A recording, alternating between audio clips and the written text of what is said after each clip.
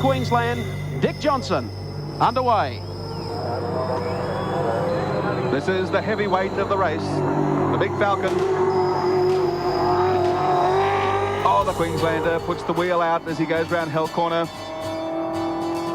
Enormous horsepower under the bonnet there. Giant strides up Mountain Straight.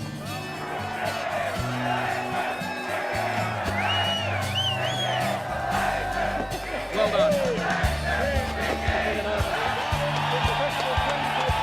And Dick Johnson.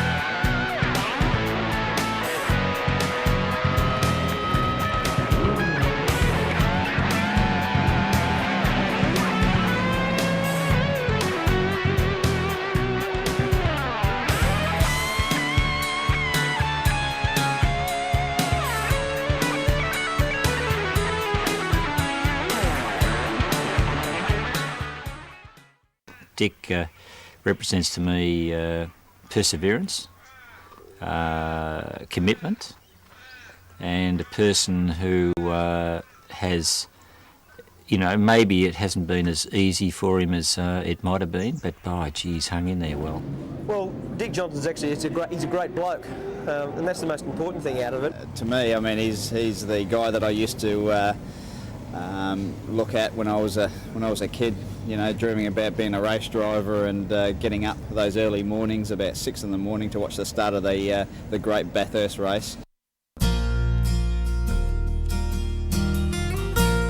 First of all, there's probably no real easy way you can actually say this, but at the end of this season, I've decided that it's about time that I stop driving. It's probably a tough decision, but I think it's one that I think in the long run is the best. We've also signed Paul Radicic, and I know very, very well that he will do an extremely good job, although he may cause a little bit of carnage along the way, but that's the nature of V8 supercars. I just really want to do one final year for the fans.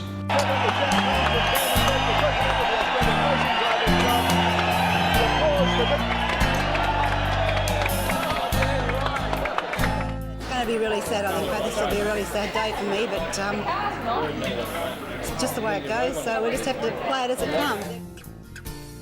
I reckon it was Dick Johnson, the racing driver, from the day I sat my bum in the first set of 4 wheels.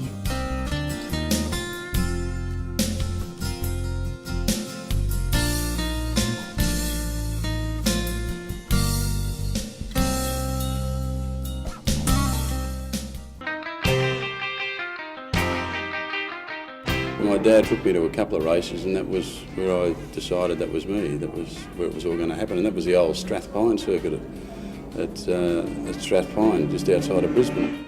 Well, there was quite an upheaval about that. Bob wouldn't sign, and I didn't want to. I thought, oh no, I'm not going to sign his life away. And then I thought, well, he might be much better off on a track where he's got to do as he's told, but instead of running around the streets, screeching and carrying on around the streets. So I signed his papers, and I thought, oh God, what have I done? I signed his life away. But that was the only reason. Probably did both.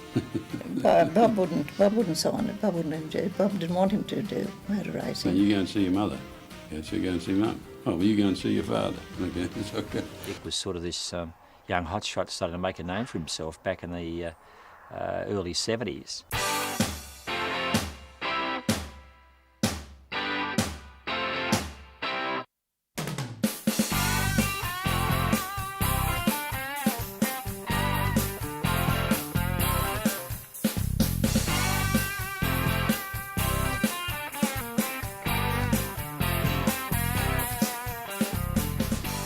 We actually raced the first Tirana anywhere.